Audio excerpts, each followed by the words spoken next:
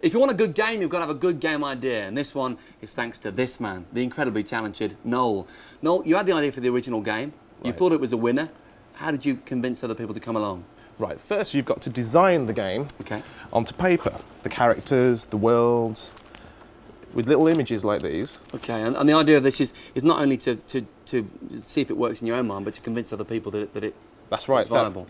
To prove a point to them, to make sure that they give you millions of pounds. Yep. The next stage? The next stage is to create models. Fantastic. Which people can play with. So this is actually like a board game, though. You can actually play the game and see if it functions. Yeah, you can actually make up a game yourself using this to see if the game will actually work. Okay, I've got it. And how did you make these things? Just out of card.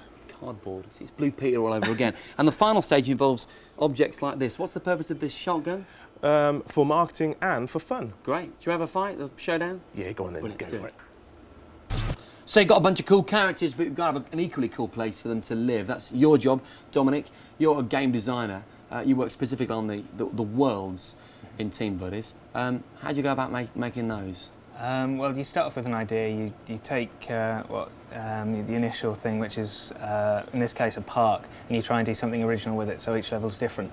In this case, we wanted it was the first level of the game, so we wanted everything to be quite simple. Yeah. So we planned out the level, textured it up, and then we have to put it into 3D, which is done by taking individual squares and raising and lowering the land around it. So you get some quite nice effects you can see here. Okay, so this is a tool, a piece of software that you use for developing all the levels.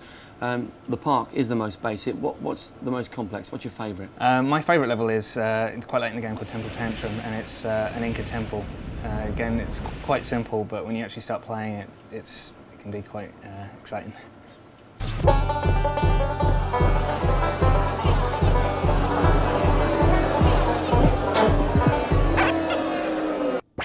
Welcome to the crazy, mixed-up world of Team Buddies and part 2 of Cheat's Just Add Water guide to games development. There's a strange metal box in the corner of the offices here at Sony Camden, and it's where this man lives, Alastair, composer and sound designer. Now, you're the man responsible for all the sounds in Team Buddies. Where did you start? Right, well, the game's made up of 3 different elements in the sound. We've got the music, sound effects and a speech. Okay. And then they all come together, and here's an example of some of the sound effects that are in the game, which original source materials taken off sound effect CDs, mixed together, manipulated. And what does it sound like? And here's a sound of a missile and hitting a target. And with the voices as well, we've got like loads of voice actors in. Okay, some great accents from all around Britain and Europe. Loads and loads. And one of my favourite ones is the cyborg. Okay. This is what he originally sounded like. Okay. Hasta la vista, buddy. And after a bit of magic... Hasta la vista, buddy. Awesome stuff. And obviously using synthesizers and the kind of stuff that pop stars would normally employ. This is like any standard commercial studio. Do editing, recording, synth samplers. We've got a lot here. And you're a traditionally trained composer. What about the music? Where's the inspiration for that come from? We wanted something pretty contemporary, lots of dance breaks and a bit of drum and bass. Bit of a closet breakdancer yourself? Not breakdancer, but I like the breaks. Thanks, mate. So Noel, to make a game like Team Buddies, it's got to cost a couple £100,000. How do you make the bosses upstairs agree to give you the money? Well, we've got to prove that it will make the money back, and the way we do that is to sell the product to a wide range of audiences. Okay, and the guy's pretty cute, but he's also got attitude, isn't he? Yes, he does.